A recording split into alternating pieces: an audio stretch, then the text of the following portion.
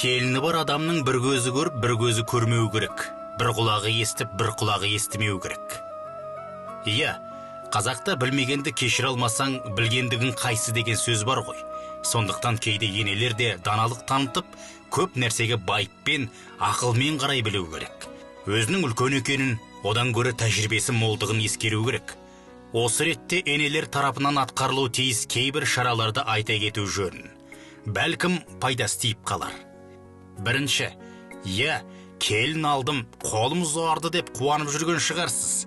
Алайда бұл келін барлығын біліп тұру керек, барлығын қатесіз орындау керек деген сөз емес. Оның осы уақытқа дейін өзге отбасының тәрбиесінде өскенін, үйренісіп кеткенше тосырқайтынын естен шығармаңыз. Келін тәрбиелеудің ең ұтымды әдісі кінәлайтын емес, үйрететін стильді пайдалану.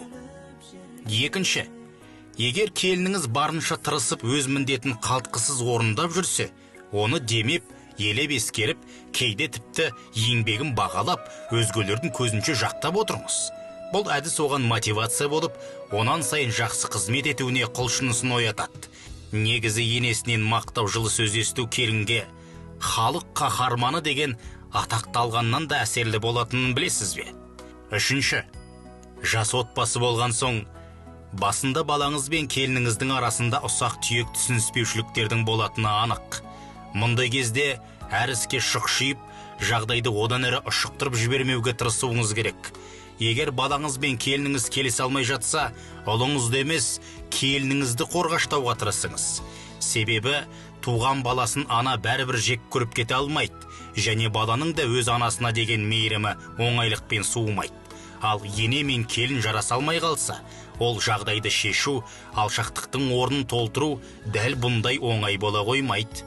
Сондықтан балаңызға отбасын ұстап қалатын ер азамат ретінде қарап, ал келінге жаны нәзік әйел, ана ретінде қарым-қатынас жасасаңыз, екеуінің арасын жарастырушы алтын көпірге, жанашырға айналасыз. Төртінші, келініңіз жоқта балаңызға келініңізді мақтаңыз.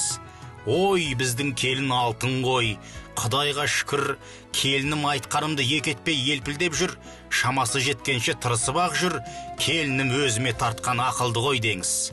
Мұндайды естіген балаңыздың өз-өзіне деген сенімділігі артып, отбасын асырауға деген жауапкершілігі, әйеліне деген қадір құрметі күшейе түседі.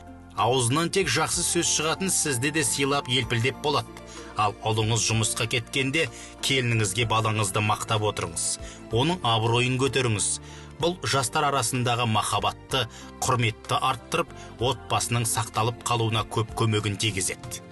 Бесінші, келініңізді басқа келіндермен салыстырмаңыз. Пәленшенің келіні былай жасайды екен, түгеншенің келіні керемет қой шіркін деген секілді сөздер келіннің жүрегіне қаяу салады. Сізге деген құрметін кемітеді. Иә, біреудің келіні сіздікінен гөрі жақсырақ шығар. Бірақ біз идеал санап жүрген ол отбасының да бізден жасырын өз қате кемшіліктері бар екенін ұмытпауымыз керек. Міне, бұл ене мен келін арасындағы қарым-қатынастың нығаюына септігін тигізетін кейбір қағидалар.